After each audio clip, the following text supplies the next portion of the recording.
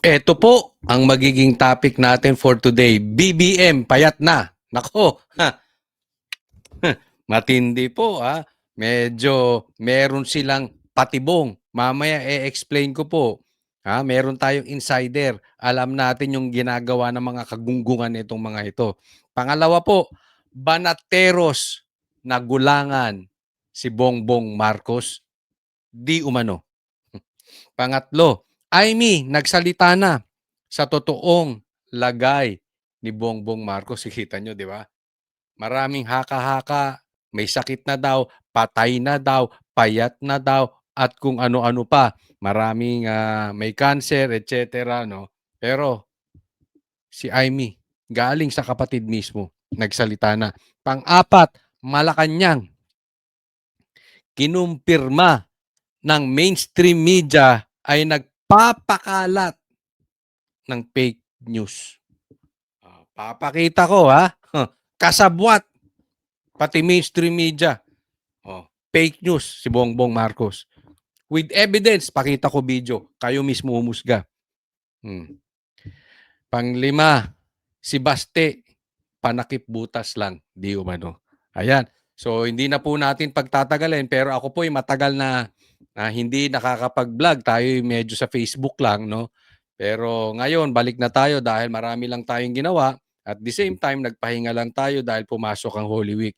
Pero subaybayan po ninyo, muli magbabalik na si Coach Oli. Sana po patuloy pa rin kayong manunood ng ating vlog. No? So wag po natin kakalimutan paki-check nyo baka doon sa mga hindi pa po subscriber ng channel na ito.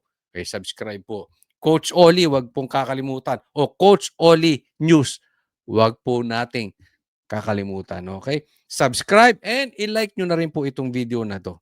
Hindi na po natin pagtatagalin. Diretso na po tayo agad-agad sa ating topic dahil kay Coach Oli, bida ang balita. Ito, simulan po natin dito kasi may balita na ang totoo daw, si Bongbong patay na. May nagsasabi pa, stage 4 cancer. No?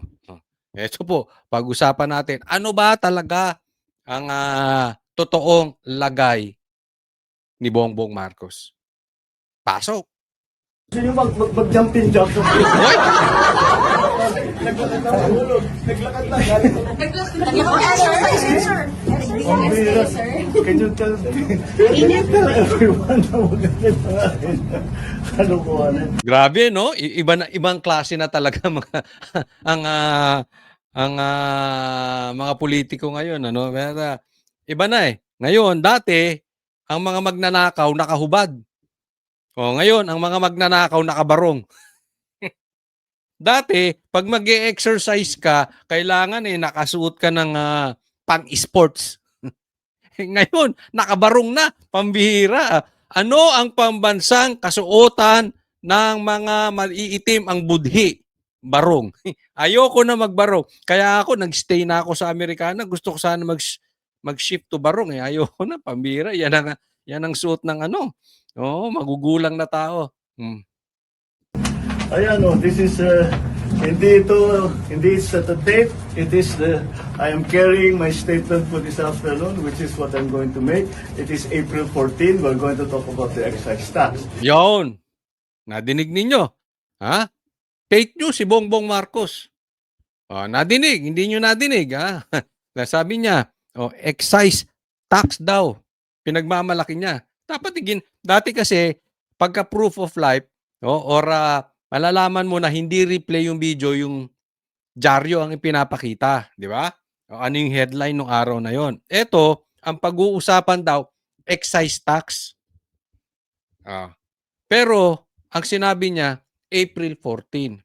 April 13. Nilabas nyo yung video, April 13. Monday. Sasabihin mo April 14. Ano ka? Fake news. Naalala ko tuloy, yung sinabi niya, ni isang baril, walang pumasok sa loob ng KOJC. Animal, sinungaling ka. 5,000 ang pumasok na pulis at KOJC. Lahat may armas, mahahaba pa. Yung iba, dala-dalawa, tatlo pa ang dalang armas. Ganyan po ka-fake news yan. Yan.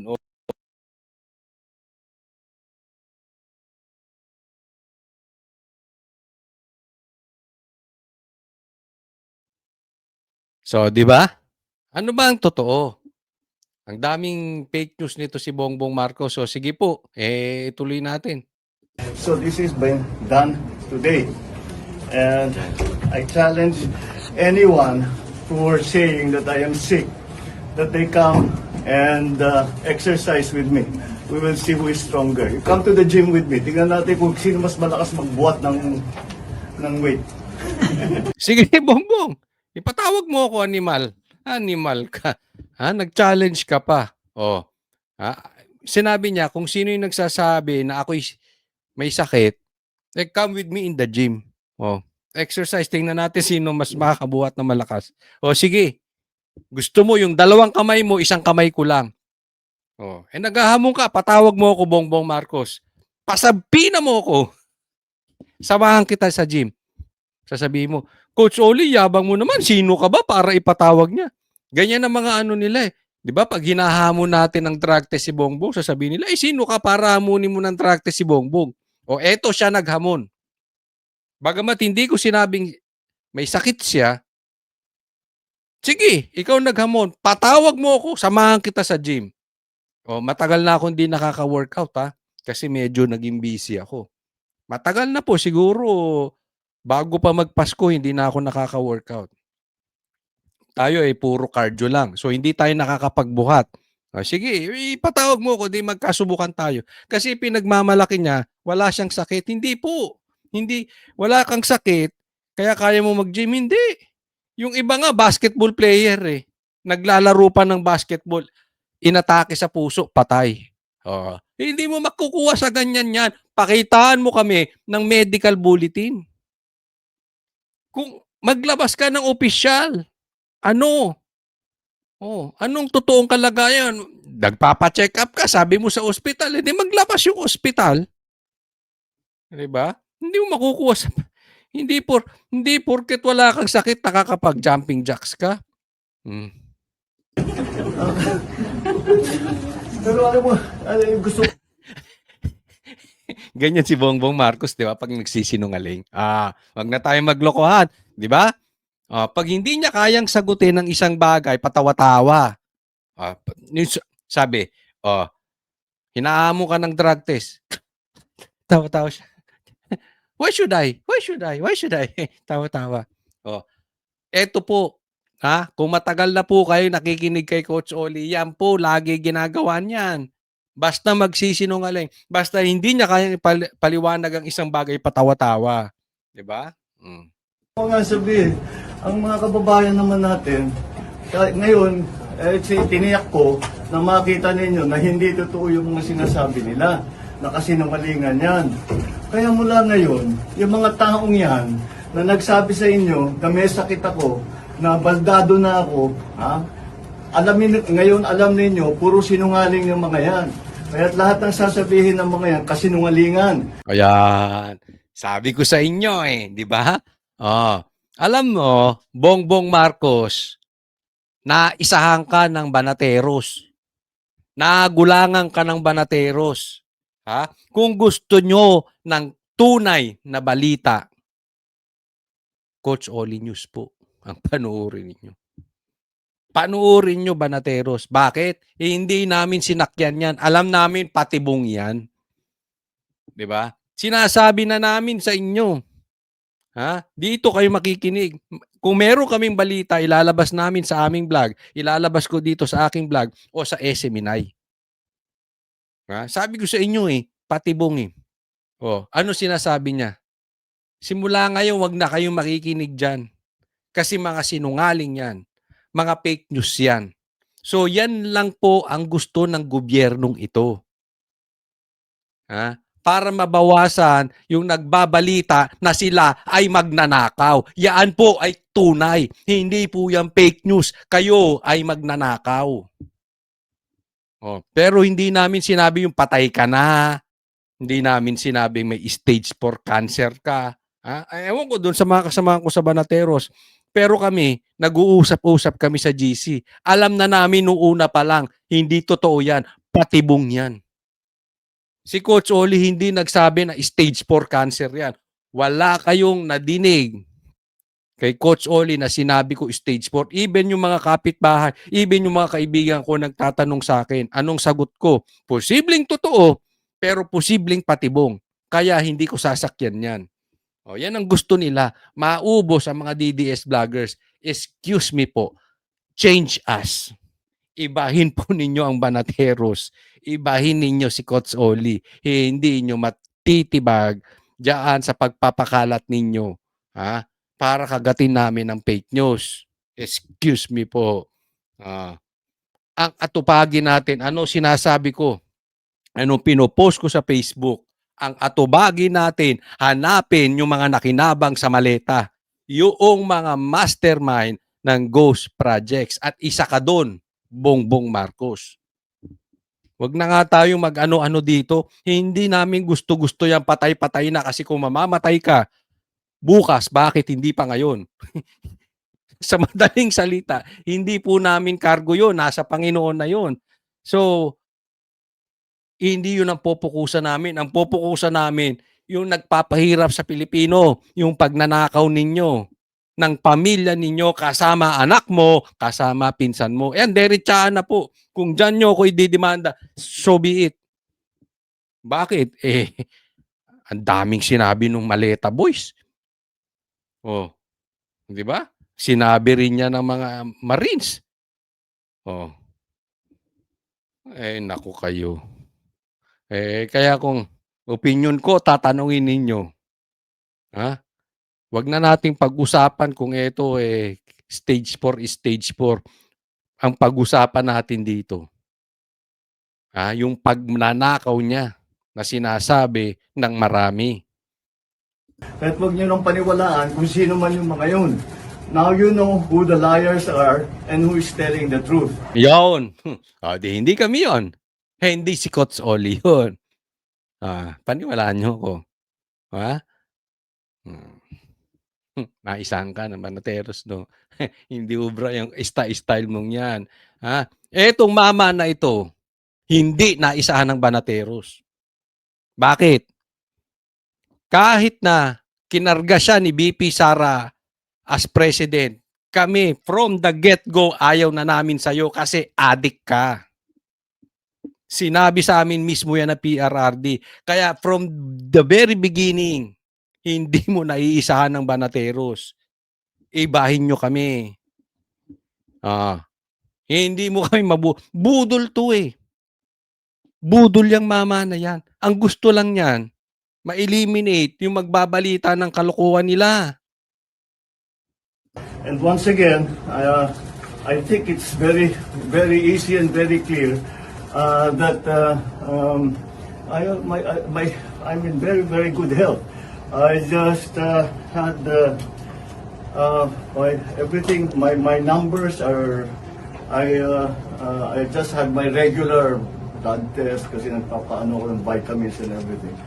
And I'm fine. I'm really quite fine. The last time that I went to the hospital was to have my CAT scan to show na yung diverticulitis ko gumaling na. So that was what? 2.5, 3 months ago.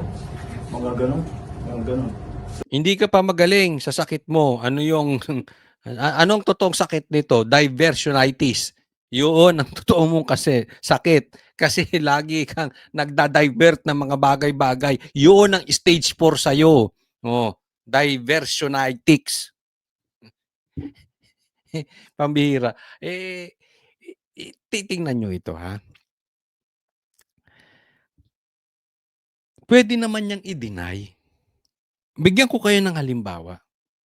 May duda ang taong bayan sa pagiging addict niya. Even si dating presidente, si PRRD, sinabi addict siya. Mga politiko, sinabing addict siya. Even kapatid niya, sinasabing addict siya. Pwede naman niyang i-deny na convincing. Na magpa-drug test. Tapos na sana. Pati ang sakit niya. Di ba? sabi nga nagpatay-patayan lang 'tong mama na ito, eh, 'di ba? Eh, sinabi din yan ni Pulong, galing sa inyo yang balita na yan, hindi umano, eh. Kunwari kayo, 'di ba? Eh, puwede namang i-deny ng maayos. Anong nilabas niyo, ginamit niyo pa mainstream media, 'di ba? Oh, katulad ngayon, sino naglabas niyang nito? April 13. Ang araw no kasi kailan mo sinabi yan? April 14, sabi mo April 14 na. Mainstream media naglabas. Naglabas din ng mainstream media, meron kayong video ni Enrile. Oh, 'di ba? Ano sa madaling salita ginagawa nitong mga ito? Dinadivert nila yung mga bagay-bagay. Kasi nga, sobrang laki noong pasabog na binuking sila nung mga ex-marines na siya, ang anak niya at yung pinsan niya, yung pamilyang Marcos magnanakaw. So iniba nila. Nagpatay-patayan. Kunwari may sakit. Eh, pwede mo namang maglabas ka na lang ng medical bulletin. Tapos na eh. Eh, anong ginawa nila? Sinadya nila maraming matrap. Yan ang pag-usapan. Tapos, lalabas siya pa exercise. You are a clown. Hindi po circus ang paghihirap ng Pilipino. Oh, 'di ba? Nakikita nyo? Pwede namang i-deny ng walang, yun na style nila paduda eh. Kung inikot-ikot nila, naglabas sila ng di umanong mga video na dati ng video. Oh, ang hinihingi ng tao, drug test. Ang hinihingi ng tao, medical bulletin. Kung ano-anong sinasabi ninyo. O ngayon, lalabas siya. Pa-jogging-jogging. Alam nyo kung bakit? Kasi mamaya lang pag-uusapan na yung impeachment ni Sara. Yun ang pamatay sunog na naman nila. Yun naman ang pang-divert na nila. Para wag na naman pag-usapan. So tapos na yung issue ng patay-patayan niya. Ngayon naman, Sara. Kaya lumabas na siya. Nagpakita na siya. Kala mo mautak ka nun. Tanga ka pa rin. Hindi para sa akin ha. Hindi mo naisahan ng banateros. Excuse me po. Ay, di mag-libel ka kung magla-libel ka. Diba? Pero wala kang makikita sa post ko na may sinabi ako cancer ka. Ang cancer mo yung divert. No. So that's all these reports of me going to the hospital. I haven't been to the hospital for 3 months, and even then it was just to have a CAT scan, because the CAT scan to tell my doctors if the diverticulitis has completely been fixed, and it was, and I'm done. My diet is back to normal. My exercise is back to normal. I still exercise 3-4 times a week. I'm watching my food better than before. But, you know, so Alam mo, Bongbong, wag ka kasi parang bakla. Para kasing bakla eh. Diba? Wala kang convincing eh. Oh. Alam mo kung bakit? Lulubog, lilitaw ka. O ngayon, lumitaw ka na naman. Paano ka na naman? Pa-jumping jacks. Oh, makalipas na naman ng 1 linggo, hindi ka na naman makita. Oh, tapos lalabas na naman yung balita na napa-hospital ka. Oh, lalabas na naman na mahina ka. Tapos hindi ka na naman makita. Oh, eh sabi nga nung iba, nagpapa-check up ka. Yung iba naman sinasabi, nagpapalaglag ka ng tama. Kasi bangag ka. Ay di, ano bang sabi ng kapatid mo? Lulong ka, yan ang totoong kalagayan mo. Lulong ka, Bongbong Marcos. Kaya nga, alam mo wala sa'yo, Bongbong Marcos? Consistency. Lulutang ka tapos lulubog. Oh, para kang palitaw. Lutang lubog. Kulang na lang sa'yo, lutang libog eh. Hindi ko, ewan ko.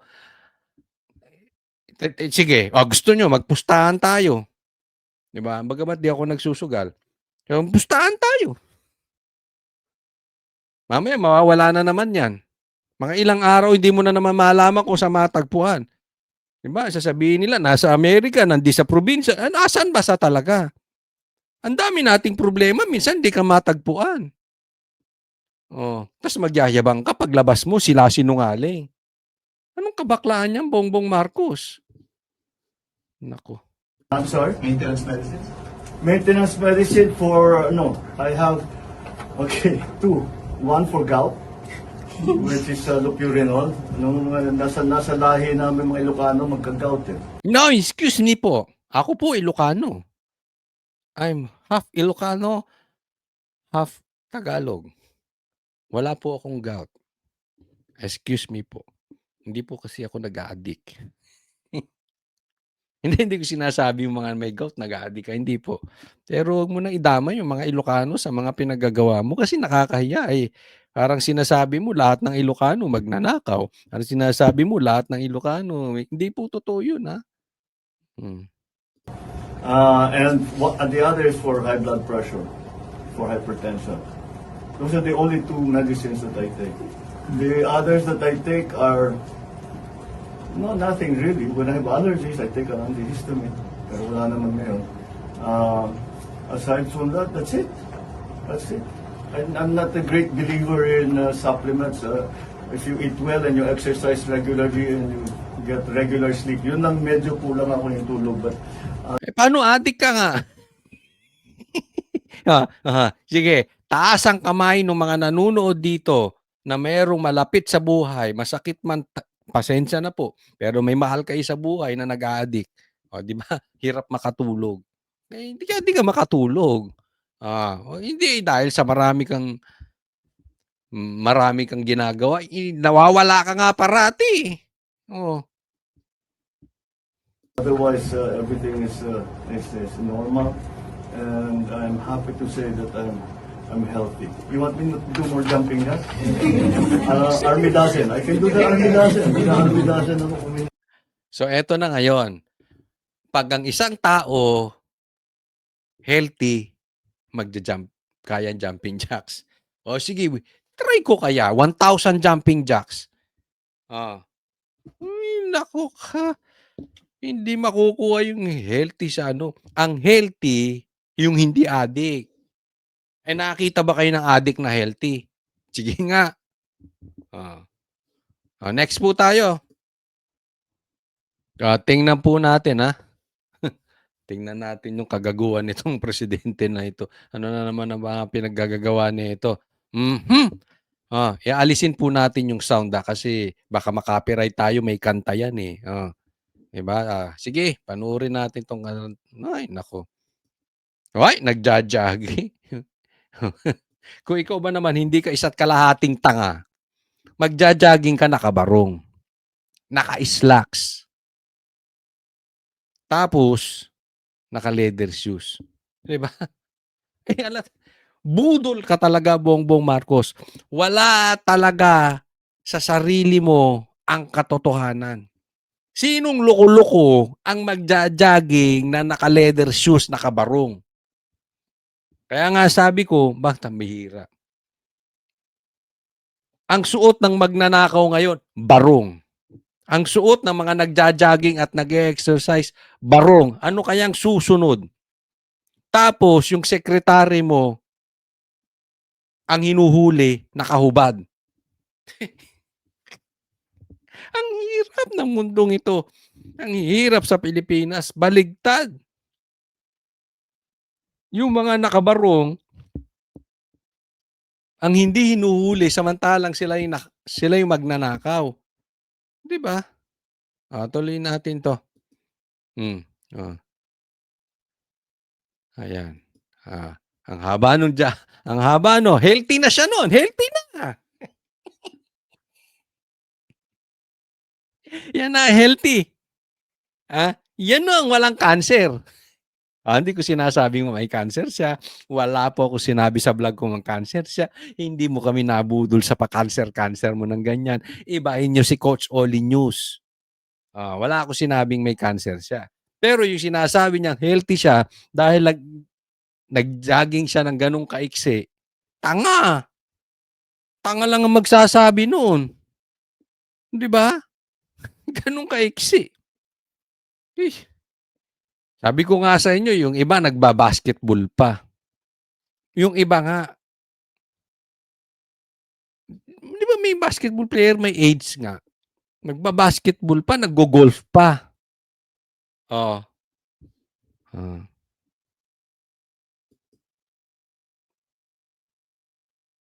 Ilan? Ilan yung jumping jacks mo? Ilan?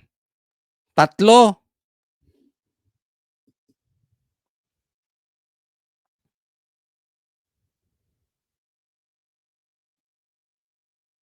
Oh, oh. So, ayos na, healthy na 'yon. 2 sets of 3. Ito talaga si Bongbong Marcos, walang kasawa-sawa kung hindi lokohin ng mga Pilipino, animal. Ah, eh, ikaw magpapa-presscon ka, mag-e-exercise ka, kung hindi ka ba naman Coach Ollie, intindihin mo yung konteksto, gusto niyang ipakitang malakas siya. Asan ang katotohanan dun? Diyan mo gustong patunayan na healthy ka? Sa 3 jumping jacks? At saka sa 50 meters na takbo? Then yung sinasabi nating addict siya, gusto niyang patunayan na hindi siya addict sa pagtawa-tawa niya. Gano'n din, 'di ba? Kaya nga hindi ako nagugulat kung bakit ito si Bongbong Marcos pabagsak ang trust rating. Walang nagtitiwala. Paano? Patutunayan niya ang mga bagay-bagay sa pangbubudol. Lahi mo na talaga yung mambubudol. 'Di ba? Binudol mo si Sara, binudol mo ang taong bayan. Ngayon, binubudol mo na naman. Style nyo yan eh. Kaya mag-iingat po tayo ha. Ito, paalala lang po sa inyo. Okay? Sinabi namin na mag-iingat po tayo sa pinapalabas ngayon. Lalong-lalo na pag yung mga mainstream media na bayad. Alam nyo naman siguro kung sino yung mga mainstream media na bayad. O, ilagay nyo sa comment section. Yung mga mainstream media na bayad, pag naglabas yan, ingat kayo, wag nyong pipick upin basta-basta. O kaya yung mga vloggers nila, o yung mga hindi kilalang vloggers, maglalabas yan. Tapos pag pinick up, ang sasabihin, DDS fake news. Mag-iingat po kayo doon. Ang masakit niyan, pati yung mga malalaking mainstream media, sinasakyan. So, ingat po tayo doon ha. Kaya muli, ang aking paalala, gaya ng sinabi ko dati, merong Trojan horse to. Style na nila yun magpapain. Kaya hindi ako magugulat as we get closer to 2028, may mga vloggers na i-inject. Kunwari DDS. Magpapakalat ng fake news. Tapos pipick upin naman ng iba. Tapos pipick upin ng mga DDS. Tapos sasabihin fake news. Pero yung nag-inject, kakampi nila. Ingat po tayo dyan. Okay? Ingat, ingat. Paano nyo mache-check?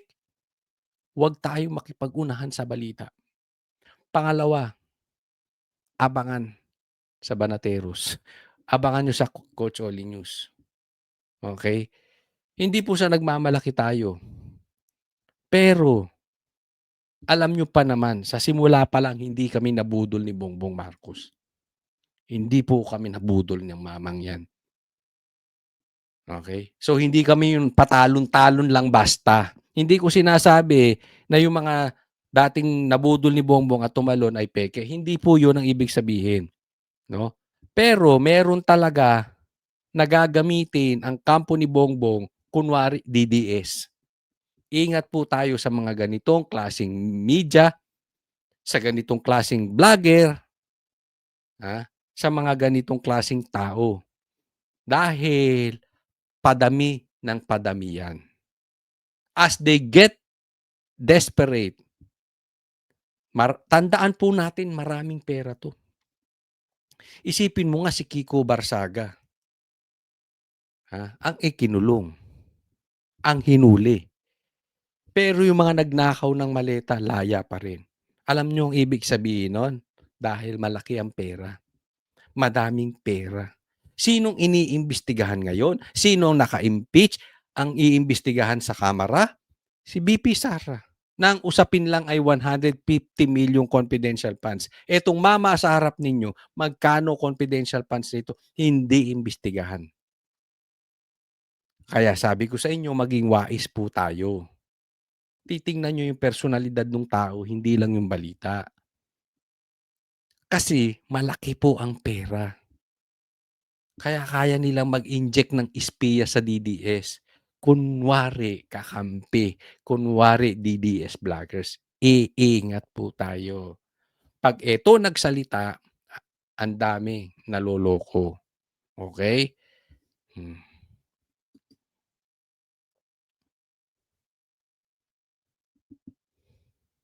'yan, okey na siya niyan 'no, 'di ba? You are a clown.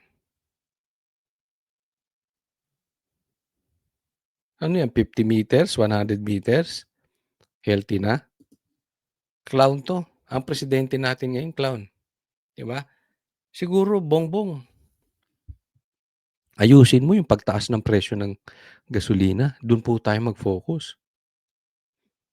Hindi yung pakikipaglaban mo sa propaganda, yung pagtatanim ninyo ng hindi magagandang, mapatunayan niyo lang na maayos kayo. Ay, walang pakialam ang taong bayan. Mamatay ka, healthy ka, walang pakialam. Ang pakialam ng taong bayan, ibaba mo presyo ng gasolina, matigil yung pagnanakaw. Hindi kung ano yung mga pinapa-ano niyong ganyan. Oh, next po tayo. Naku, eto pag-usapan natin, matindi po ito, ha. Pati si Imee tinawag na salot, pero binuking ni Imee. Oh, may stage 4 cancer nga ba si Bongbong Marcos? Pakinggan natin. Salot kung tawagin ng Malacanang ang mga nagpapakalat ng fake news. Ang masama pa raw dito, kabilang ang kapatid pa mismo ng Pangulo. Ang detalye sa agenda report ni Ivy Reyes. Hindi natapos sa social media ang usapin ng fake news dahil sa listahan ng fake news peddlers, isinama na ng Malacanang si Presidential Sister and Senator Imee Marcos. Di ba sinabi ko na nga na outside na, alam mo na, Colombo, Kwarto, Palasyo, whatsoever, hindi na kami nagkita. Ang tagal-tagal na. Pati nanay ko, tinatanong ako, hindi rin niya alam kung ano nangyayari. Oh, so pinapakita po nila dito, hindi nagkikita na si Imee at saka si Bongbong. Oh, may pinupunto rito yung Bilyonaryo News. Kayo na humusga. Ang alam ko lang, may sakit si Bongbong. Ayon kay Senator Imee, totoo ang sinabi niya sa harap ng rally ng Iglesia ni Cristo noong Nobyembre na may karamdaman ang kapatid. Namayat at naospital daw ito noong nakaraang taon. Bagay na hindi niya dodoktorin dahil lagi naman daw siya Oh, yung sabi, si Imee mismo nagsabi, kapatid niya, patay na. Ay, patay na. Payat na. O yun yung sinabi niya. Payat na. O yung kapatid niya. Oh. siyang totoo sa publiko. Sana raw, anuman ang sakit ni PBBM, magpagaling na muna dahil dapat prioridad ang kalusugan ng Pangulo. Buwelta ng Malacanang. Sinabi niya, hindi sila nakikita, di ba? Right? So ano alam niya? So fake news yan. Huwag na raw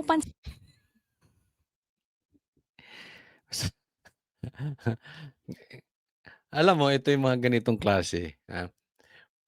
Pag hindi na nila ma-explain ang isang bagay, alam mo, ang sasabihin lang nila fake news. Oh, 'di ba? Ang bilis nila magsalita ng fake news yan, fake news yan, fake news yan. Pero ayaw naman nilang patunayan kung hindi totoo. O may sakit, ayaw nila sabihin. Basta may fake news, fake news. Bakit? Hindi sila nagkikita, fake news yun. O paano mo malalamang may sakit? Pambihira, hindi lang kayo nagkita, hindi mo na malalamang may sakit. 'Di ba? Ay, halimbawa ako, tanungin mo, hindi ko pa nakikita ang Afghanistan. Pero sigurado ko may Afghanistan. Ano, fake news ako kasi hindi ko pa ay, fake news ka, Kotsoli. Paano mo mapapatunayan may Afghanistan eh, hindi mo pa naman nakikita? Ganun yun eh. Hindi, alam mo, hindi mo kailangan malaman kung ang isang tao may sakit, lalong-lalo na kapatid mo. 'Di ba? Eh, halimbawa may sakit yung kapatid ko, hindi niya sinasabi sa akin, hindi ko ba puwedeng malaman yun? Malalaman at malalaman ko kapatid ko yun. Yung kapatid ko nga papunta-punta sa iba't ibang bansa, eh. Oh, paalis-alis. Hindi ko alam. Hindi naman nagpaalam sa akin. Matanda na yun, hindi na magpapaalam, "Uy, pupunta ako dito, Coach Ollie, ha." Oh, makailan lang ang hilig nung mag-Japan, 'di ko alam kung anong binabalik-balikan sa Japan. O itong huli, Thailand ata. Hindi ko naman kailangang malaman pa o sabihin niya sa akin na umalis siya ng bansa. Madali namang malaman 'yun. Gano'n din ang sakit. Imposibleng hindi ko naman malalaman kung may sakit yung kapatid ko. Kapatid ko 'yun kahit 'di magsabi, kahit itago pa. Nage-gets mo? Ikaw, yung reasoning mo, Claire, parang hindi reasoning ng abogada. Sinin ang fake news peddlers. Hindi po natin sila kailangan dito sa ating lipunan. Salot sila. Ang intindihin daw dapat ng publiko kung ano ang inire-report ng mainstream media, lalo na kapag lumalabas ang Pangulo, gaya noong araw ng Kagitingan, kung saan ginawang tampulan ng media ng aligasyon na gumagamit lang ng throwback at AI-generated photos and videos ng presidente. Sinusugan ng Kaya dito muna tayo, ang sabi niya ay ni Claire ay ang paniwalaan ni mainstream media. Yung mainstream media, kakampi ninyo, 'wag nga tayong maglokohan, Claire. 'Di ba? Oh, basta kayo makapagsalot lang. Salot daw yung mga fake news peddlers. Sino ba ang fake news? 'Di ba number 1 fake news yung amo mo, si Bongbong Marcos? Oh, 'di ba? Anong sinisilip nila yung Davao? Ang daming ghost projects, ang daming flood control projects sa Ilocos Norte hindi tapos. Sino ang fake news ngayon? Di tanungin ko kayo, sino ang salot sa Pilipinas? Kasi sabi niya salot yung mga fake news, eh. Hindi ko sinasabing fake news kami, ha. Kami nga yung nagsasabi ng totoo. Pero let's assume, sino ang salot sa Pilipinas? Yung magnanakaw o yung vloggers? Kung wala kayong ninanakaw, wala kaming topic. Di ba? Kasalanan ba namin nagugutom ang Pilipinas? Kami salot? Kasalanan ko ba tumataas ang presyo ng gasolina? Kami salot? Isa ka ring tangat kalahati, isa't kalahating tanga, eh. Tumataas ang presyo ng bilihin? Kami salot? O si Bongbong? Ayaw ibaba ang VAT, sinong salot? Ako? Kasalanan ko hindi ibababa ang VAT? Sino nagpapahirap sa Pilipinas? Ako o kayo? Sino salot? Ba't pati si Amy tinawag na salot? Nakatanggap ba ng maleta si Amy? Hindi ko pinagtatanggol si Amy, ha. Alam nyo, isa ako sa bumanat kay Amy. Pero doon lang tayo sa totoo. Tumanggap ba ng maleta si Amy? Kaya sabi ko sa inyo sa Banateros, doon lang tayo sa totoo, eh. Hindi naman natin yan si Amy. Pero tama naman, eh. Sino man nagpahirap sa Pilipinas? ng presidente.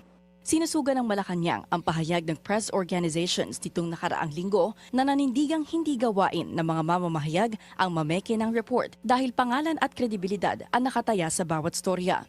Sa kabila raw ng ingay na mga fake news peddler, ang Pangulo focused sa trabaho, hindi sa bakasyon o anumang pamumulitika.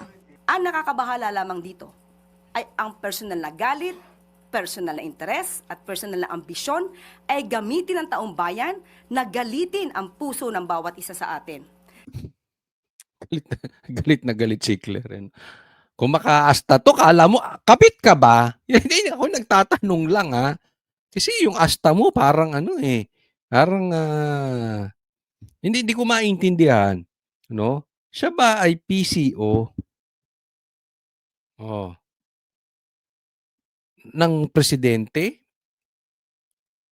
o ni Lisa, hindi ko na malaman kung kanino ba 'tong galit na ito, eh, 'di ba?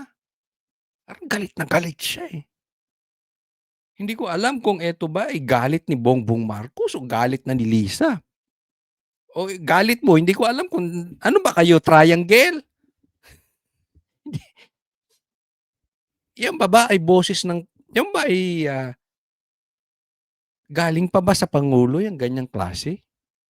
Kasi kung ganyang klase, wala na sa ayos talaga. I mean, kahihiyan ang ginawa ninyo diyan sa PCO na yan, 'di ba? Focus kayo kung saan-saan, eh, hindi ko maintindihan bakit you have to understand, frustrated ang taong bayan dahil ghost projects. Sabi niyo may hanggang ngayon walang nakukulong na mastermind. Hanggang ngayon hindi tumataas ay hindi bumababa ang presyo ng gasolina. Tapos kayo pa ang galit sa can you blame the people? Hindi po kami yung you are giving us too much credit. Nagpapasiklab ng galit ng Pilipino. Hindi. Kahit anong sabihin namin dito, kung maganda ang presyo ng gasolina, walang korupsyon, maraming natatayong infrastructure, maganda ang pamamalakad, mapayapa ang kalsada, kahit anong putak ko rito,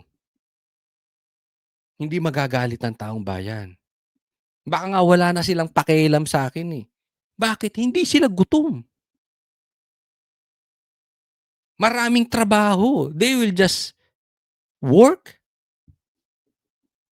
and be happy. Kaya maraming galit ngayon. Kahit na yung mga taong hindi gutom. Dahil meron silang kamag-anak na gutom. Meron silang kapitbahay na gutom. Meron silang malapit sa buhay na gutom. Dahil sa pagnanakaw nyo mga animal. Diba? Tapos sisisi nyo sa amin. Hindi. Ang dali nyong patunayan na mali kami. Ayusin ninyo ekonomiya. Tingnan ninyo kung may maniwala kung pumutak-putak pa kami rito. Pero ito naman ang sasabihin ko sa inyo. Maayos mo ekonomiya. Ako una magtatanggol kay Bongbong. But I doubt that is impossible kay Bongbong. Sa pamamagitan ng paglalahad ng kanilang fake news. Yan ang nakakabahala.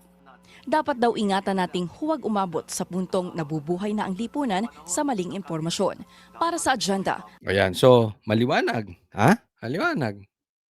Hindi mo na budol. Part 2 ang Banateros.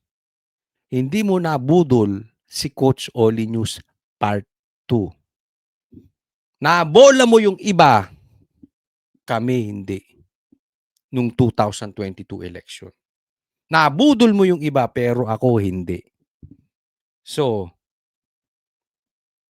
maghunos dili kayo sa pagsasabi nyo ng fake news at huwag ng paniwalaan. Hindi po lahat ng DDS gullible. Natuto na eh. Kahit yung mga nabudol nyo noong 2022, hindi na sinakyan yung ganyang balita. Hindi man lahat, pero meron. Oh, eto sasabihin ko sa inyo. Nakatanggap kayo ng maleta. Yan ang sinabi ng mga ex-Marines. Tandaan nyo po itong sasabihin ko. Focus tayo doon. Ha? Kasi kung si Bongbong mamamatay yan. Huwag kayong mainip. At kung mabubuhay si Bongbong, mabubuhay yan. Huwag din kayo mainip. Focus tayo doon sa pagnanakaw nila para tumigil na ang pagnanakaw. Okay? Yung kamatayan niya, bigay na natin sa Panginoon. Ako, naniniwala ako. God, you cannot mock God. Whatever you sow, you will reap. Hindi man siya mahusgahan sa buhay na ito. Mahuhusgahan siya sa susunod. Focus po tayo. sa issue ng ghost projects. Next po.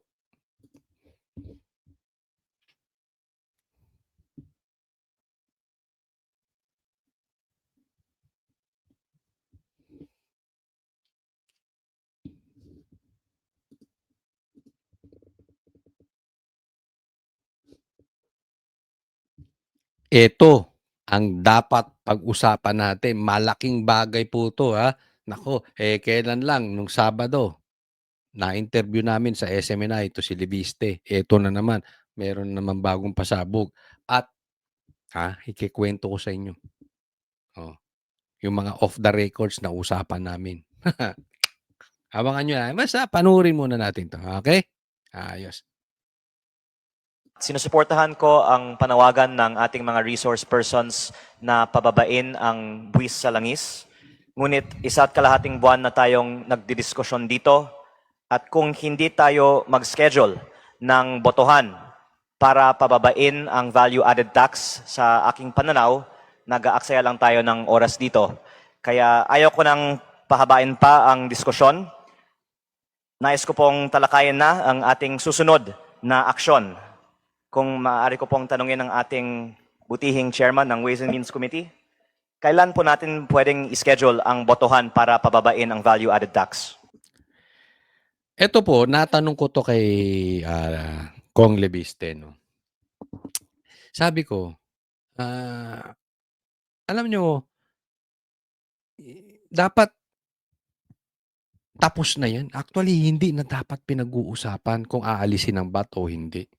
Nung pumutok pa lang ang giyera, dapat inalis na agad yung VAT.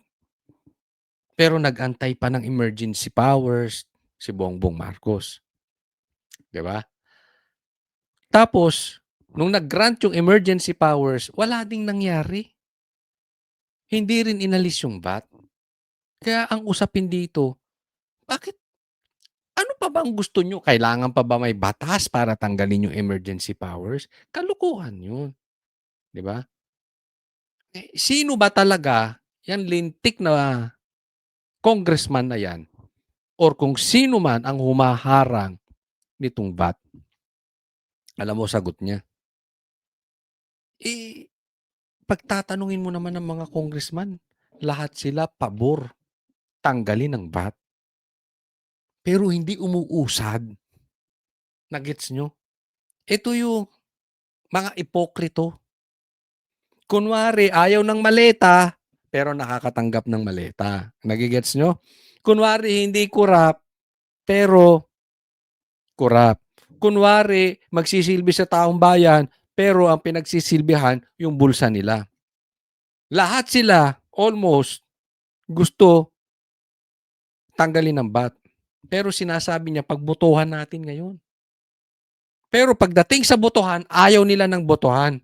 Bakit? Mae-expose sila. Kasi pag nagbotohan, o sige, tanggalin na yung VAT. Ayaw talaga nila. Bakit? Mababawasan yung maleta. Tanggalin mo VAT. Mababawasan ang korupsyon. Kulang ang pera. Pag kulang ang pera, konti ang pera, hindi sila makakakurap. So gusto lang nilang palabasin sa taong bayan, hindi, gusto naming matanggal yung VAT. Pero pag totohanan na, hindi. Nagigets nyo? Ganyan tayo pinagluloko, mga kamag-anak to ni Bongbong Marcos. Mga budol. Kaya bilib ako dito kay Libiste. Atapang talaga. Sa katunayan, hindi niya na kailangan gawin sa yaman niyang yan. Oh. Pero nagsisilbi sa Pilipino. Pag-uusapan natin yan kasi ako gusto ko na rin eh. Nakita mo? Siya rin gusto niya. Pero pag-uusapan, ba't di na kayo magbotohan? Paikot-ikot eh. Di ba? Gusto naming tumulong. Pero pag-usapan natin. Alam mo yung parang yung sinasabi nila yung may bibilin, inquire ng inquire sa presyo. O pagdating dun sa presyo, pagdating sa dulo, tatanungin muna yung asawa. Parang ganun, paikot-ikot. Di ba? Ayaw nila ng botohan. So pag-uusapan natin sa Committee on Rules, and then tatapusin natin yung complete staff work. Tapos Dahil as soon as that sinabi. is done, mapag-uusapan natin kaagad. Opo, nahihiya po ako kasi sa mahigit 5 cabinet members na nandito at sa daming mga undersecretary at presidents ng mga associations. Siguro, hindi naman natin kailangan talakayin pa na kailangan natin pababain ang buwis. Lahat naman sang-ayon dito. Pati dito sa Kongreso, Mr. Chair, nag-survey ako. Wala pa akong nahanap isang kongresista na umamin sa akin na tutol sila sa pagbaba ng VAT. Oh, ni isang kongresista, walang tutol sa pagbaba ng VAT. Pero walang gusto ng botohan. Ang gagago, di ba? Tinanong ko si Manong Rufus. In favor. Si Congressman Yap. In favor. Huwag mo na isa-isahin, sayang oras mo. Si Congressman Tino. In favor. Nag-roll call voting na tayo dito, Chair. Maraming mapagkunwari dyan, ha? Wawarningan lang kita, ha? Kaya importante, Mr. Chair, roll call yung botohan natin. Totoo naman, marami mapagkunwari dyan. Hindi yung pasikreto. Tama. Yung sinabi niya sa amin dapat magkaalaman. Malaman ng taong bayan sino ang ayaw tanggalin ng VAT. At dapat malaman din ng taong bayan ano ang posisyon ng Kongreso. Kasi sinisisi tayo, Mr. Chair, eh. Pero sa pagkakaalam ko, hindi sa Kongreso ang humaharang sa pagbaba ng VAT. Hindi ba, Mr. Chair? Hindi ang Kongreso ang humaharang. Kaya huwag niyo kaming sisihin. Gusto naman Congressman pababain ang VAT. Si Chairman Kimbo, Matanong ko kayo, naniniwala kayo na mga congressman, di ba? Ayaw gustong pababain ng VAT? Si Libiste, sigurado ako. Pero yung iba dyan, mapagkunwari yan. napakabuting tao ito. At hindi ito nagsisinungaling. Teka. Pag mga ganyan, usually yan yung bago katayin, eh. Para pinapalambot mo. Para mo ako nilalagyan ng butter, ha? Mr. Chair, kung maaari ko pong tanungin kayo, nag-usap tayo nung isang araw. Tinanong ko po si Mr. Chair, pwede na ba natin pagbotohan ang suspension ng VAT sa langis? Kahit hindi muna sa lahat ng bilihin, sa langis po muna. Ang sabi ninyo, Mr. Chair, may kumokontra sa kabinete. Sinabi ko ba yun? Mr. Chair, kung Lunes ngayon, ano? Kung hindi nyo po bawal ang tatanggihan, pagsisinungaling, ha? papangalanan ko na lang po. Sinabi niyo po sa akin, ayaw kasi ng aking kababayang Batanggenyo pababain ang value-added tax sa mga bilihin o sa petroleum products. Pinangalan niyo po sa akin, si Executive Secretary Ralph Recto ang humaharang sa pagbaba ng value-added tax. Si Batman. Si Batman Recto. Pambihira to si Recto. Palibhasa, mayaman na. Alam mo yung VAT na yan, automatic yan. Dapat tinatanggal agad-agad yan pagka ganitong krisis. Bakit gusto nyo ang taong bayan ng mag-suffer? Hindi yung maleta nyo. Alam mo, natanong ko yan kay Kong. At ang sinabi niya, ang gusto kasi, no, ito hawak ng oligarch. Hawak ng mga mayayamang negosyante ang maraming politiko. So, hindi nila pwedeng mataksan ng malaki ang mga oligarch. Yung mga negosyo nila protected sa tax. Kaya nga, 'di ba may dinisiplina pa nga si PRRD na nawalan ng prangkisa dahil hindi nagbabayad ng tax. Napakalaking kumpanya, napakalaking tao, hindi nagbabayad ng tax. Tapos, yung VAT, automatic yun idinadagdag sa atin. Sino ang natataksan? Middleman. Nagigets nyo na? So, para yung mga mayayaman hindi mataksan dahil hawak ang mga politiko, saan kukuha ng pera? Di sa VAT. Sino ang tinatamaan ng VAT? Yung mga middleman. Tapos yung makukuhang pera sa middleman, yung iba, kunwari, paayuda sa mga mahihirap naman. Nagigets po natin. Ganyan po ang sistema. Pero meron ding natataksa na mahihirap. Dahil, syempre nga, pag binatan mo ang langis, sapul lahat dyan. Even mahihirap. Pero ang talagang tatamaan yan, yung middle class. And mahihirap na rin. Pero ligtas yung mga mayayaman. Bakit? Dahil sa mga lintik na mga politiko. Nag-focus sila sa VAT. Tayo, Pilipinas, ang isa sa pinakamalaking VAT sa buong mundo. Isa sa pinakamalaki. Ayun, dapat tinataksan yung mga malalaking negosyante. Nakikita nyo na kung paano tayo ginagago ng mga politiko. Kaya nga nung sinabi niya, nakikita ko na kung bakit galit na galit si PRRD sa mga oligarch. Ang nagpapatakbo, di umano ng Pilipinas, hindi lang mga politiko, mga oligarch. Ang galing talaga ni PRRD. At yung nangyayari ngayon, this is just an example. Matibay na katibayan na untouchable siyang mga mayayaman. Kaya hindi nila matanggal ang VAT. Nagigets nyo na? Kaya hirap na hirap silang tanggalin yung VAT. Hindi ko maalala yan. Ang dami natin pinag-usapan. Napag-usapan ba natin yan? Opo, Mr. Chair. No, but levity aside, I think the question should be addressed to our economic managers Pero, because I think it's a very pressing matter, a pressing issue. Mr. Chair, I think yung Department of Finance kasi nagpahayag na ng kanilang posisyon. Natutol nga sila sa pagbaba ng value-added tax. At ang gusto kong i-get dito, yung separation of powers. Kasi ang Kongreso ay hindi naman dapat sunod-sunuran lamang sa ehekutibo. Kung gusto nating ipasa ang pagbaba ng VAT, hindi natin kailangan sundan ang rekomendasyon ng position paper ng Department of Finance na pinirmahan ni then Secretary Ralph Recto. Tama po, Mr. Chair. Yun. Ang galing mo talaga. Separate branch sila. Legislative sila.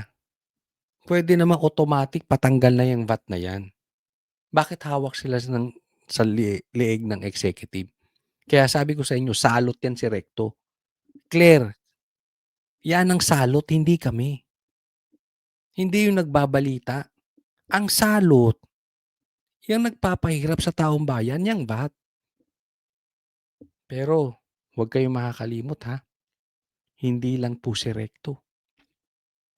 Tandaan po ninyo, pati si Bongbong Marcos, hawak niya yan eh. Sekretary niya yan. Siya naglagay dyan. Diba? Kung ayaw ni Recto, di ibig sabihin ayaw nung boss. Sino ba naman sabihin nung boss? Lintik ka, tanggalin kita dyan, animal ka. Pag sinabing tanggalin yan. Sino ka ba? Di palitan mo kung ayaw sumunod, sekretary mo eh. Kaya wag nyo kaming paikot-ikutin, Bongbong Marcos. Budol talaga kayo. Ayaw nyo tanggalin yung VAT. Pag gusto, may paraan. Pag ayaw, maraming dahilan. Tapos kinokontrol nyo yung legislative. Kaya hindi ako naniniwala na kaya nagnanakaw si Romualdez ay walang kinalaman. Si Bongbong nakukontrol mo nga ngayon eh. Ang Congress eh. Hindi pagbuto-butohan niyang bat na yan. Yung pagnanakaw pa ng pinsan mo, wala kang influence, tigil-tigilan nyo kami. Ito pa lang oh, kitang-kita. Hawak sa liig ni Bongbong Marcos. Hindi man lahat. Kasi kung ang masusunod si Libiste, may botohan na yan.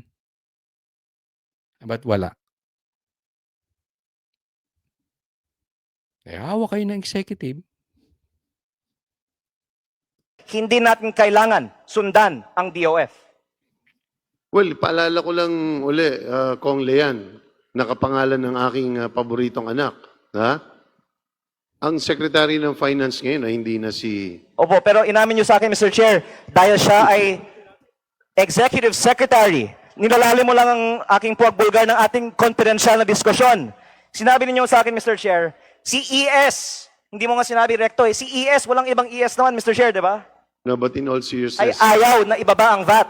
Mr. Chair, I would just like to put it on the record. Totoo ba ang sinasabi ko na nag-usap tayo tungkol sa pagtutol ni ES sa pagbaba ng VAT o hindi? Mr. Chairman, point of order. I'm sorry, gusto Ikaw ko na lang bang ginigrill? linawin, Ikaw hindi na po ako tinatanong? nagsisinungaling dito. Totoo ba o hindi na si ES ay nagpahayag ng kanyang pagtutol sa pagbaba ng VAT? sa pagkakaalam ko, malinaw na malinaw dito, Kong Lean, na marami sa mga cabinet members natin, hindi lang siya, all our economic managers have put their position na tutol sila sa pagbaba ng VAT. Sabi ni Secretary Balisacan last week, pabor siya. Kaya wag natin ilaglag si Secretary Balisacan. Hindi niya sinabi yun. Ang sinabi Mas niya progresibong buwis dapat. ang sinabi niya is kailangan natin balansin at makita kung ano magiging Pero epekto. ang sinabi niya, kailangan mas progresibo ang buwis. And I'm sorry that I'm discussing the approval of a measure in front of our resource persons, pero in all honesty, I find it a waste of our time to keep on listening to people recommending that we suspend taxes. Congress passed a law to suspend the excise tax on petroleum products almost a month ago. And today, we have not yet seen a suspension on diesel. Siguro ang susunod na panukalang batas, Mr. Chair, hindi na authorizing the President to exercise a suspension of the tax. Siguro, Mr. Chair, dapat ang Kongreso na ang magdesisyon sa pagbaba ng VAT. At bago ako magtapos, gusto ko lang pong linawin for the record, Mr. Chair. Isatabi na natin yung posisyon ng ibang mga miyembro ng kabinete. Totoo ba o hindi na minsan nagpahayag si Secretary Ralph Recto ng kanyang pagtutol sa pagbaba ng VAT? Totoo pa ba o hindi? Alam ko on paper malinaw sa DOF ang kanilang hesitation or at least pagtutol sa reduction ng VAT. At ang aking panawagan na lang po ay simple. Ang Kongreso ay hiwalay sa ehekutibo. Tayo ay narito bilang mga halal na opisyal, hindi po bilang mga appointees. Kung gusto ng mga miyembro ng Kongreso pababain ang VAT, nananawagan ako sa Kongreso, botohan na natin ang pagbaba ng VAT. Oh. So, yung kokontra sa botohan, Batman din. Ganun kasimple. Di ba? Ba't ayaw mo ng botohan? Oh. Pero sasabihin mo, gusto mo maalis ang VAT, gusto mo mababaan ng VAT, pero ayaw mo magbotohan? Ano yun? You are contradicting yourself. Di ipokrito ka. Kahit na ayaw ito ng Executive Secretary o kahit sinong miyembro ng kabinete. Maraming salamat po, Mr. Chair. Maraming salamat, Kong Lean. Alam mo, tuwing tinatawag kita, hindi ako nagsisisi. Sana pag maglabas ka ng material dyan. Sige. Anyway, but Nagmamadali pa thank you, ako, Mr. Chair, Lean. kasi kailangan kong puntahan ang aking mga kababayan. Alam mo, maraming sinabi sa amin ito si Kong Lebiste, no? Sa katunayan yung iba nga na-record ko. Joke lang, no? Pero sabi niya, sa tamang panahon ilalabas niya. Okay? Pero alam mo, kayo dyan sa Congress, identified namin kung sino magnanakaw dyan. Kaya yung mga pa-effect nyo, yung panggigipit nyo kay Sara, tapos kunwari ang lilinis nyo. Napaplastikan kami sa inyo na tumatanggap din kayo ng maleta. Naku, marami dyan sa inyo. Diba? Anong tinanong ko nga eh. More or less lang. Bakit ba hindi umuusad yung investigasyon sa ghost projects?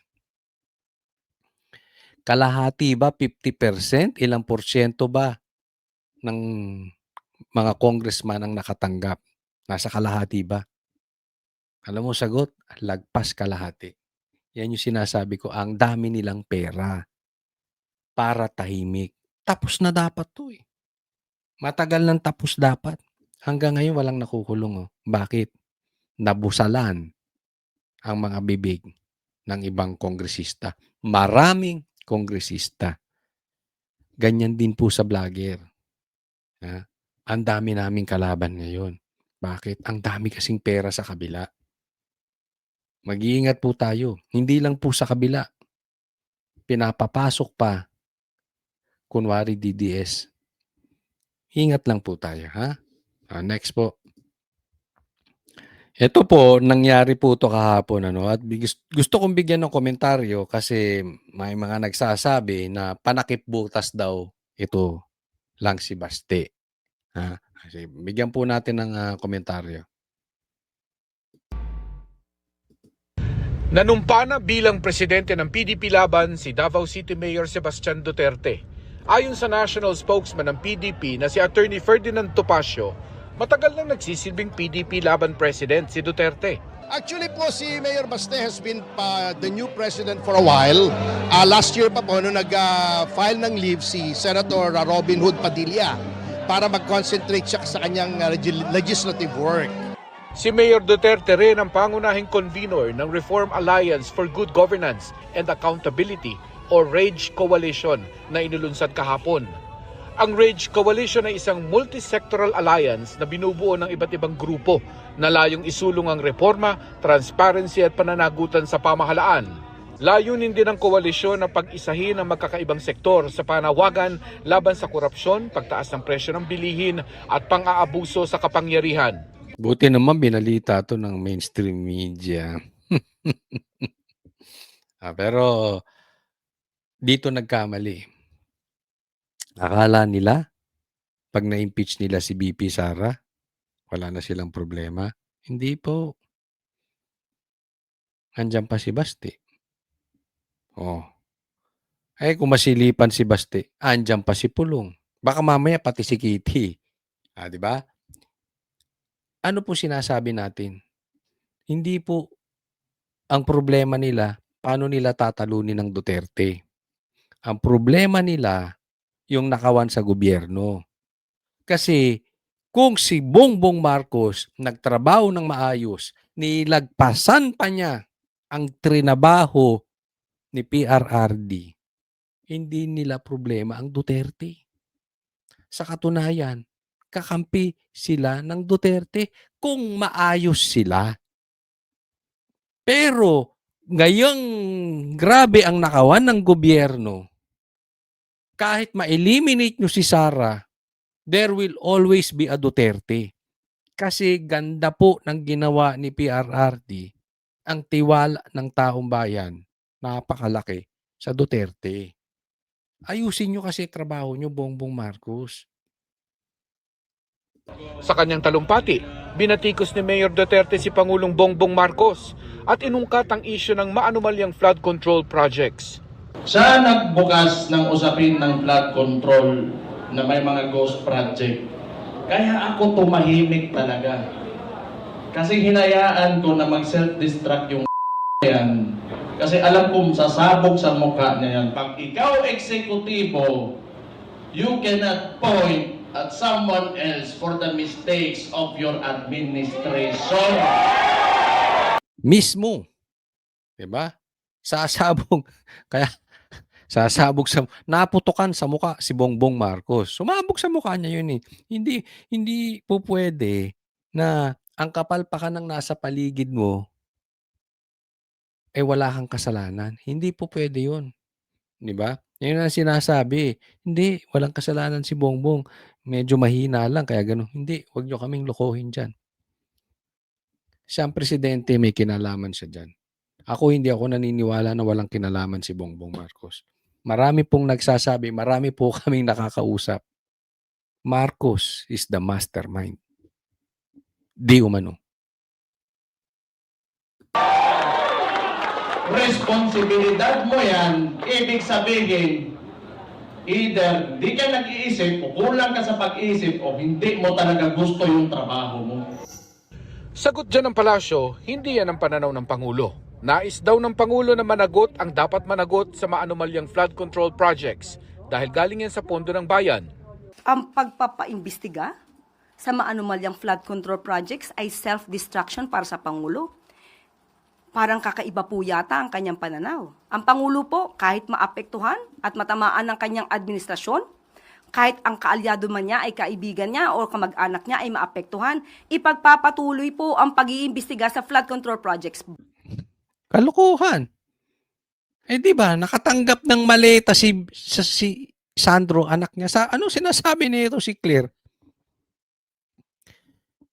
Magsi-self-destruct daw yung pag-iimbestiga ng ghost projects. Ang ibig niya sabihin, sabi ni Baste, babalik yan, yung pag-iimbestiga ng ghost projects sa pagmumukha ni Bongbong.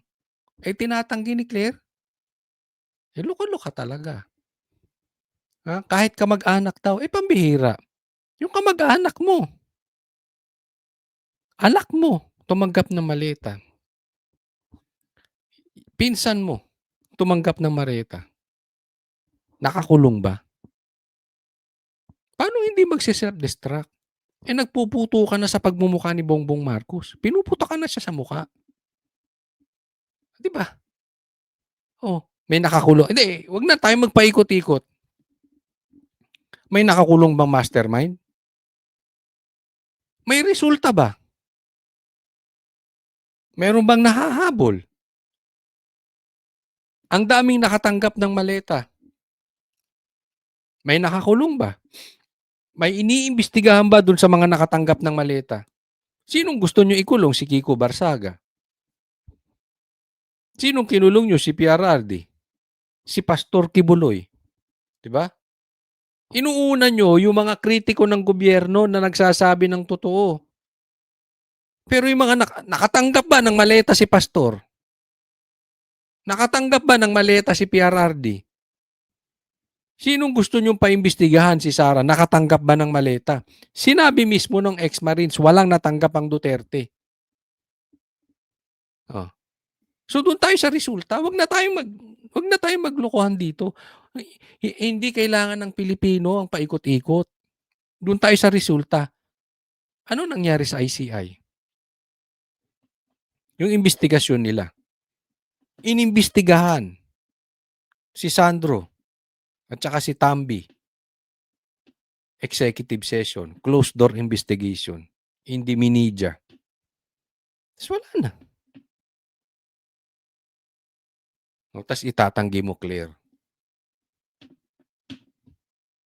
Bakit? Dahil ito po ay pondo ng bayan na dapat i-report sa bayan. Kung mayroon dapat na managot, iyan ang Sinasabi, laki daw ng budget ng PCO. Sinabi yan sa amin, ni Chabit. Di ba? Ang daming nagsasabi sa aming politiko, ang laki ng budget ng PCO. Ako, hindi na lang ako magugulat kung malaki din ang tinatanggap nito si Claire. Ako, tanungin ko kayo. Sa tingin nyo ba, bukod sa sahod, walang natatanggap to si Claire? Parang imposible, parang hirap paniwalaan. No? Kasi kita nyo kung paano siya magtanggol. Talagang galit na galit pa siya. Enjoy mo yan. Mag-ipon kang mabuti.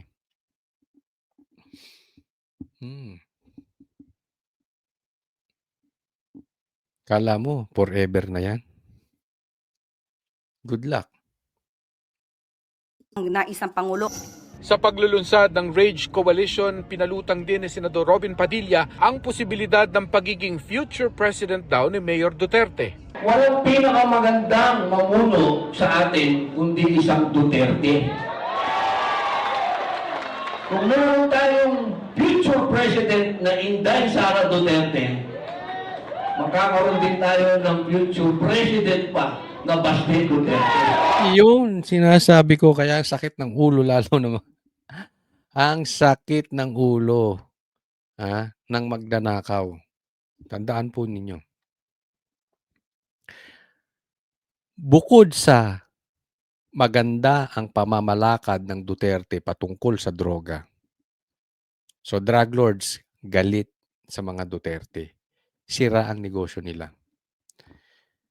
Pangalawa, itong mga rebelde, itong mga NPA, itong mga komunista. Ayaw na ayaw ng Duterte yan. Nakita nyo naman kung paano nila nilinis ng mga komunista, mga NPA dyan sa Davao. At higit sa lahat, ayaw na ayaw yan ni Sara. Kaya nga kami nasa SMNI. Alam mo kung bakit? Ayaw na ayaw ko rin ng mga komunista. At yan po ay ayaw na ayaw din ni Pastor Kibuloy. Kaya kita nyo yung linya. Kaya, maraming mga makakaliwa, maraming mga rebelde, maraming mga komunista galit sa mga Duterte. So drug lords galit, mga komunista galit, mga rebelde. Pangatlong galit, oligarch. Kasi alam nila hindi nila kayang bayaran ng Duterte. Kailangan mo magbayad ng tax. Yun ang ayaw nila. Yung hindi nila kontrolado ang politiko. Ang Duterte, walang utang na loob sa mga politiko, walang utang na loob sa mga oligarch, walang utang na loob sa mga mayayamang tao, mga negosyante. Kaya hindi kailangan magbayad utang. Kaya hindi mahahawakan ng Duterte. So, yung mga magnanakaw na mga politiko, sira ang kickback.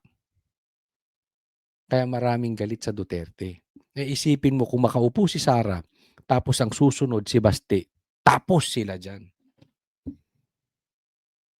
Tapos sila dyan. Sira ang negosyo ng mga drug lords, sira ang negosyo ng mga terorista, mga komunista, at lahat ng ista, risa. Basta ista, yari. Oh, pati oligarch.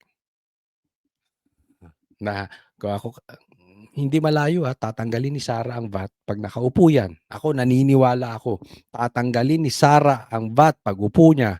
Ang pagbabayarin niya ng tax, oligarch.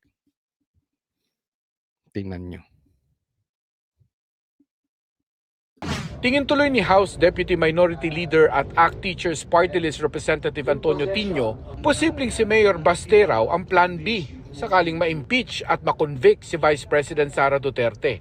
Kasama kasi sa parusa ang perpetual disqualification from holding public office. So pinapakita na siguro kabado ang kampo ng mga Duterte na maaring ma-impeach at magtuloy-tuloy at ma-convict sa Senado ang Vice Presidente. No, kaya ngayon pa lang ay meron ng pinoprontang Plan B ang mga Duterte, magpapatakbo sila ng isa pang kandidato at ito ay si Baste. Kaya Una, ako sa tingin ko lang dapat panahon na para tanggalin ang party list. Wala talagang silbi ang party list. Hindi naman binoto ng taong bayan yan directly eh. Hindi katulad ng politiko, yan na nakalagay na pangalan, binoto. Pero ang party list, ang binoboto nila yung party list eh. Yung iba nga, hindi alam kung sinong uupo eh, di ba? But anyway, sinasabi niya na parang panakip butas lang si Baste, second choice, etc. etc. Wala ka na dun. Alam nyo, totoo man yun or hindi po yun ang issue. Ang issue dito yung problema ng nakawan sa gobyerno, yung corruption. Yan yung sinasabi ko eh. Kahit ma-impeach si Sara, meron pang Baste, meron pang pulong. At kahit na, halimbawa lang mapatay nyo si Sara, mapatay nyo si Baste, mapatay nyo si Pulong.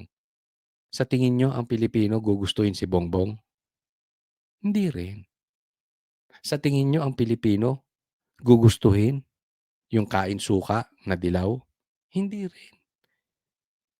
Yung Pinklawan, nakita na ng taong bayan, walang backbone, walang paninindigan tong Pinklawan. Sa gitna ng kagipitan ng Pilipino, hindi sila nanindigan. Sumipsip lang doon sa magnanakaw. Kain suka. So ang taong bayan, kahit patayin nyo itong mga Duterte, hahanap sila ng totoong may paninindigan na ayaw sa korupsyon ni Bongbong Marcos at ayaw sa kain suka na sipsip kay Bongbong Marcos. So hindi nyo makukuha. Ang Panginoon magtatayo at magtatayo ng leader sooner or later with Duterte or not Duterte na susugpo sa mga abusado sa gobyerno. It's just a matter of time. ginawa siyang presidente ng PDP at meron pa ngayong binuong koalisyon ito ay para bigyan ng national platform ang isa pang Duterte. Matapos naman ang 5 buwang hindi pagpapakita sa publiko ni Senador Ronald Bato de la Rosa, nagpadala siya ng audio message na pinarinig sa pagtitipon ng Rage Coalition. Sa panahon ito, hindi na sapat ang kanya-kanyang laban. Kailangan natin ng isang timid, isang direksyon at matibay na paninindigan laban sa katiwalian, pag-aabuso at mga hakbang na naglalayong patahimikin ang oposisyon. Mark Salazar. So, tuloy lang laban. Nako. Marami pong aasahan ngayong linggo na ito, So, abang-abang lang po tayo, okay?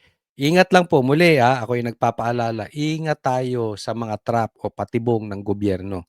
Ingat po sa papaniwala sa mga balita. Kasi gusto nilang ma-eliminate yung mga DDS no, na hindi nila kayang bayaran. So, kunwari na lang magpapakalat sila ng fake news at pipick-upin para mabansagang fake news peddlers. So, ingat lang po tayo, Basta subaybay lang po kayo dito sa ating channel. Huwag pong kakalimutan, mag-subscribe po kayo dito sa channel po, Coach Oli News. And malaking tulong po, i-like nyo po itong video na ito. Request ko lang po yan, sana po sa ating pagbabalik sa pagbablog, medyo nahinto tayo, mga 2 linggo ata. No? So, 2 o 3. Basta mga mahaba-haba rin. Sana malaking tulong may bibigay ng pag-like. God bless po.